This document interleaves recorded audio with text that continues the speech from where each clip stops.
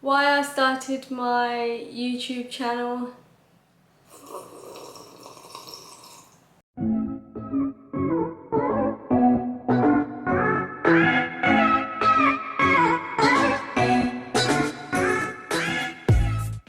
What is up, you guys? Welcome back to my channel.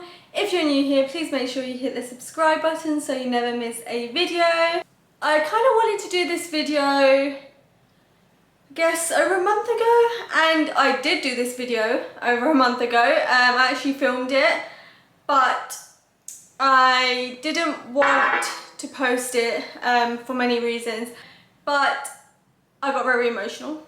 Literally the whole video would have been me just crying and just getting really emotional, so I didn't know if there was any point in sharing it, just because I started talking about a very sensitive topic, which I will get into slightly in this video, and you know, the many reasons of why I started a YouTube channel, and believe me, there is a lot of reasons, it's not just one thing.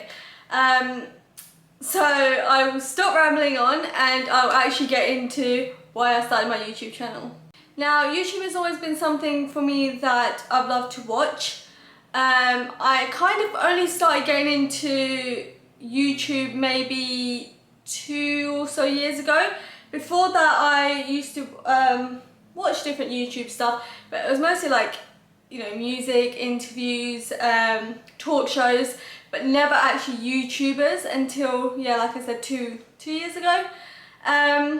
And from there I kind of always thought, you know, I want to start my own channel, I want to start my channel with my husband, but he obviously didn't want to, which is fine.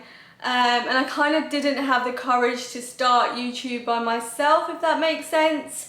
There was always that kind of fear in the back of my mind about being judged, not feeling like I would be good enough to start a YouTube channel, and not feeling like anybody would really care. I know that sounds probably stupid and it's all in my head, and that's kind of the reasons why I talked myself out of it, just because I didn't know where to start, I guess, and I thought maybe I wouldn't have the time just being in full-time work.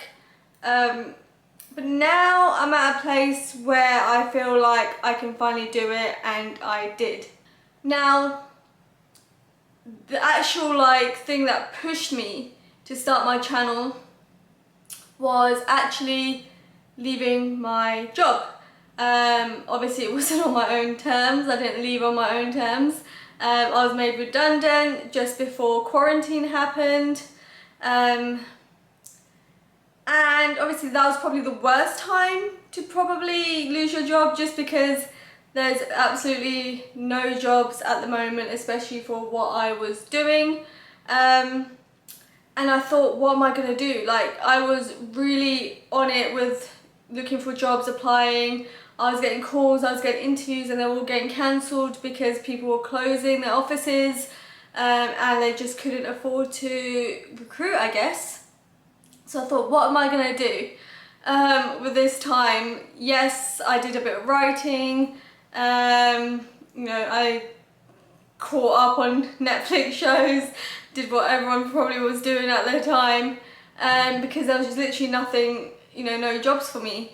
But I still knew I wanted to be creative. And I guess when I was at my job, because it was a 9 till 5 job, I was there every day. Obviously by the time I come home I would be tired. Then on the weekends you just want to spend time with, you know, your husband, your family, stuff like that. I just didn't have the time, and now I had all the time in the world. So I thought, why don't I just try it, you know? I didn't have any equipment, I just had my phone, only my phone, literally only my iPhone. That is the only thing I had. And originally I wanted to start with my husband, but he didn't want to do YouTube, which is fine. And then I thought, you know, let me just try and shoot one video, because actually I think it was my husband that did a video for IGTV, which kind of inspired me to then do my own video, which was actually, it wasn't the first video on my channel, but it ended up being a video that I re-recorded for my channel, which was what I wish I knew before getting married. So you can watch that, I will link that, so go watch that. And yeah, that was the first video I did, originally planning to do it for Instagram, but then I never posted on Instagram. And then I thought, let me just redo it for YouTube, and I did. And then I didn't actually post that straight away. I posted Q&As with my husband, and that kind of gave me the push to be like, yes, this is so fun. Like, I actually love doing this. And I could see myself doing this long term. Just because I've got the time, and I actually really love doing it. And I never thought I would love doing it as much as I did, because in college I did a lot of, you know, filming, camera work, but I was always on behind the scenes. I never liked being on camera.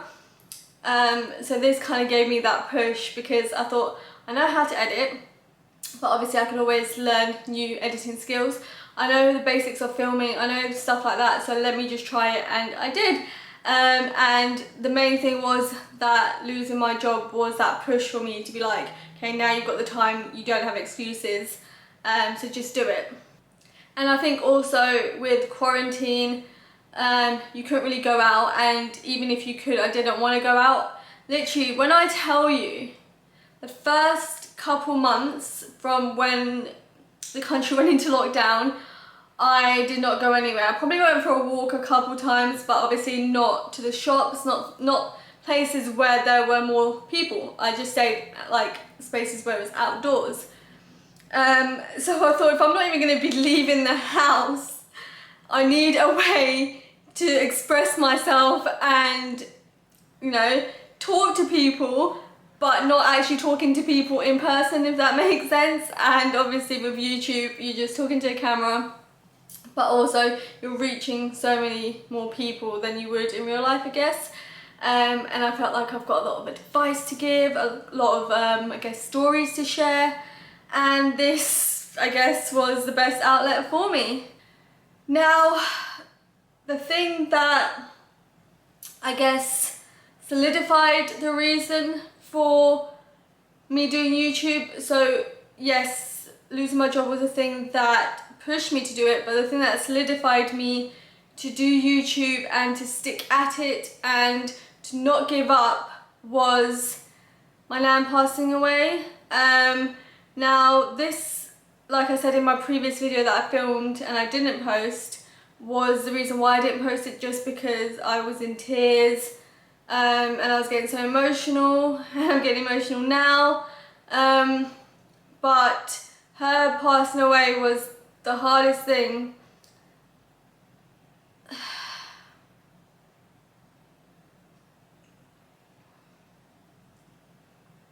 Sorry guys. Her passing away was probably the hardest thing that I have dealt with, because I haven't really experienced that much loss in my family before, or people I know. My granddad passed away I think 4 years ago, so her husband, and then obviously now my nan. But what made it even harder was the fact that we were in quarantine, and couldn't go see her.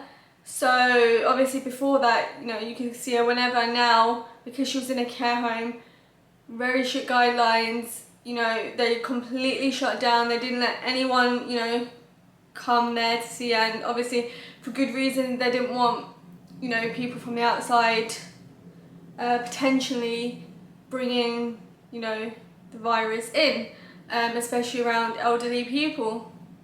So obviously for months, even obviously my mum couldn't see her, my aunt, I think my aunt went a couple times just sort of outside the window, because where her window was, it was facing the street, so she could be outside her window, and my nan would obviously talk to her through there, and she had a phone as well, but it's not the same as actually physically seeing anyone. And because she had dementia, a lot of the time she would forget and probably didn't understand why people couldn't see her. I mean, even I don't understand the world at the moment, but you know, for someone who is elderly and has dementia, she probably just couldn't understand, you know, where's my family, why they're not coming to see me. So just stuff like that led up over the course of a few months to her passing. And obviously we don't know the exact reason.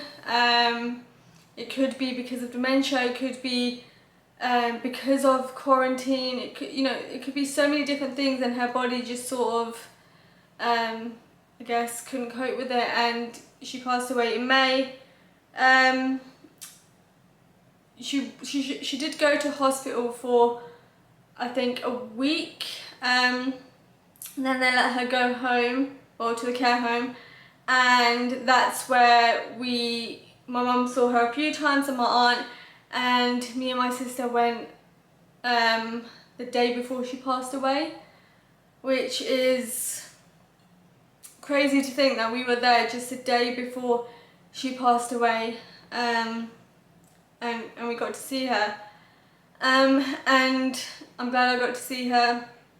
But that really gave me the push to be like, okay, I'm gonna do YouTube, this is what I'm gonna do, and I'm gonna start it now. Because originally, after losing my job, I didn't, although I knew I wanted to do it and I was coming up with ideas and stuff, I didn't actually start it.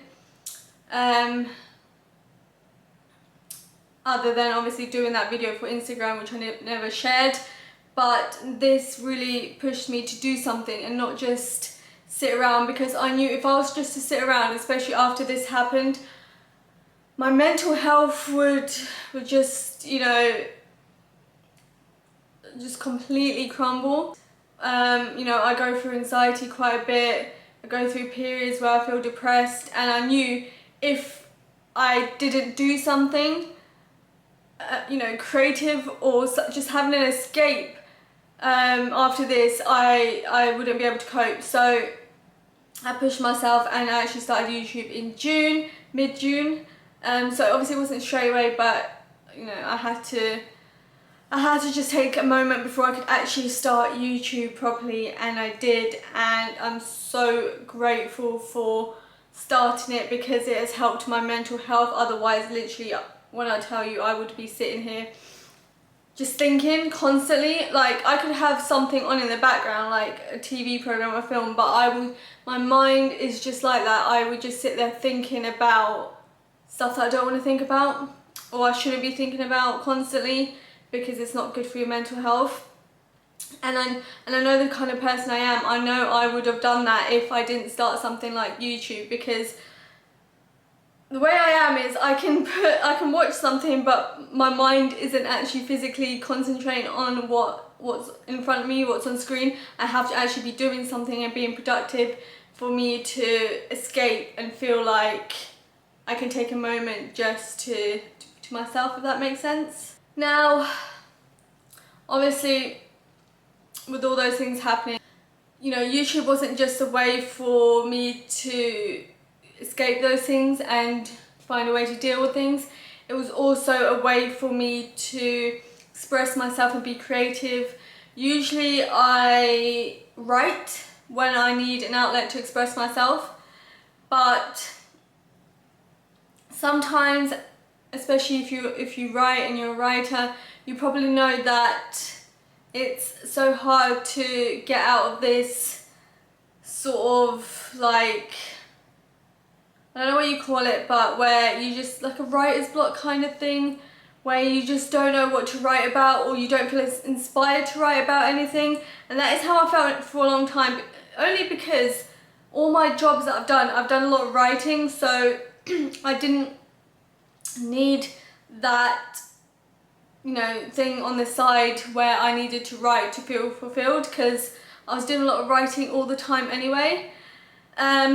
But I knew that writing alone wouldn't be something that would help me express myself and be creative. I needed somewhere where I could physically talk to people, especially just being in quarantine and you're by yourself a lot of the time. You just want to talk and express yourself and share your ideas, you know, give advice, give tips, help anyone, even if it's one person, just help someone. And I guess filming was the only thing that I felt I could really utilize and be creative on, because you're doing so many different creative stuff. You know, you're filming, you're thinking of ideas, you're going out to film, you know, you're sitting down, you're thinking of a video to film, you're editing, all this stuff, all this, like, I guess pre-production as well as the post-production stuff of doing YouTube keeps you occupied and keeps you creative. Whereas writing, it's just one outlet, you're just writing and that's it. Whereas filming is just so many different like lanes you can go into and stuff you can do. And yeah, that is, you know, another reason why YouTube has helped me so much when being creative. Now, moving on, I guess, to the last thing, is I've always wanted to do YouTube, but I was scared to open up to, you know, to people, because, you know, you're putting yourself out there, you're putting yourself online. It's different when you just share a picture or a post on social media, and, you know, you're not really being as vulnerable or as open as you can be, because social media, I guess, is the highlight reel of your life. You know, you can be vulnerable if you want to, but there's always a limit. Whereas with YouTube, I know you're controlling what you say and what you put out there, but it's definitely a very therapeutic way of expression. So once literally you start filming and you're talking about something that's very personal, you just keep going and going, and it's like word vomit, you know? And sometimes you feel like, I'm just gonna keep going and keep going and keep sharing, because you feel like your story can inspire someone else and the advice you give can inspire someone else.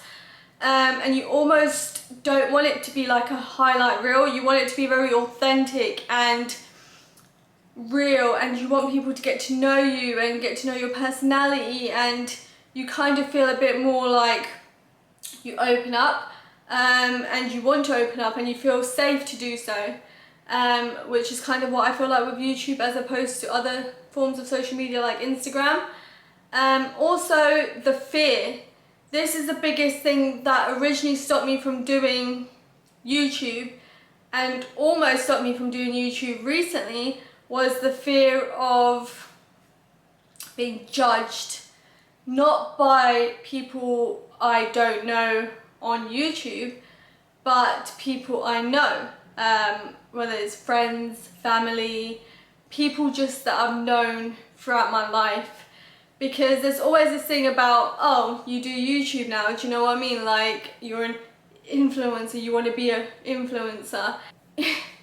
People do YouTube for many different reasons, and not everyone wants that influencer lifestyle. Some people just want to share content because they love sharing content.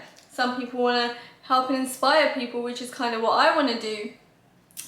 And I had to talk myself out of that fear and tell myself I know the reasons why I'm doing this, so someone else's opinion doesn't really matter, other than the people that I want their opinion, you know, like my husband.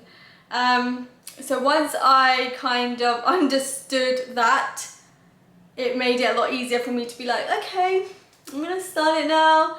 I don't really care what anyone thinks, you know. Obviously I hope people enjoy the videos and they get something from my videos. I feel like with every video that I do, whether it's a vlog or advice or tips, I want people to get something from my videos, you know, and I want it to inspire people, even if it's that one person. I just want to inspire people and talk to people as if I'm talking to my friends, you know. So yeah, I think if I can give advice to anyone looking to start YouTube or has just started YouTube, is don't let the fear consume you and stop you from doing what you want. I'm gonna quote something. don't let the fear of striking out keep you from playing the game. Now, I think I said that right, but if you know where that quote is from, please comment below. I'm so glad that I started YouTube for my mental health. I feel like, yes, people talk about mental health more now than they did before. Everyone's like, you know, if you ask someone, have you, suffered from anxiety ever in your life, or do you suffer from anxiety regularly, you will see people put up their hands like yes, yes, yes. But if you ask people about depression, if they've ever had depression or had, bits in their life where they've gone through depression, you don't get as many people raising their hands. And yes, it might be true that you never have experienced depression, but there's still a stigma around depression and around aspects of mental health that people just don't want to talk about. And I kind of want my channel to be about talking about these things and having a safe place where we can express ourselves, because I go through a lot of that stuff, and I feel like because I've been through it and I go through it, I can give advice and help you guys out if you're going through the same things.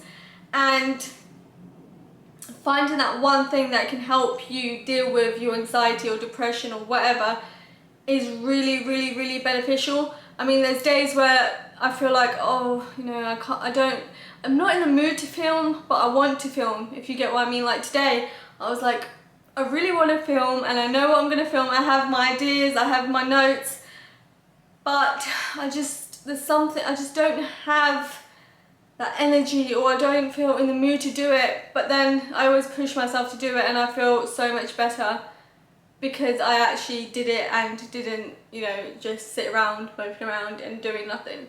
And that's, like I said, where YouTube has helped with my mental health, because otherwise I probably just would have been sitting there with something on TV, but not actually watching it. But yeah, I know I rambled on, but I kind of just wanted to let you guys know the reasons why I started my channel and why I think you should start your channel. And if you have any questions, obviously always leave it in the comments below and I will get back to you. If you want to see more of these kind of videos, these sit down, these real girl talk type of videos, then let me know in the comments, because I love doing them. And yeah, this tea was actually really nice. You can see my lipstick stain. Lemon tea is always very refreshing and calming. So yeah, thank you guys for watching this video, and I'll see you guys in my next one.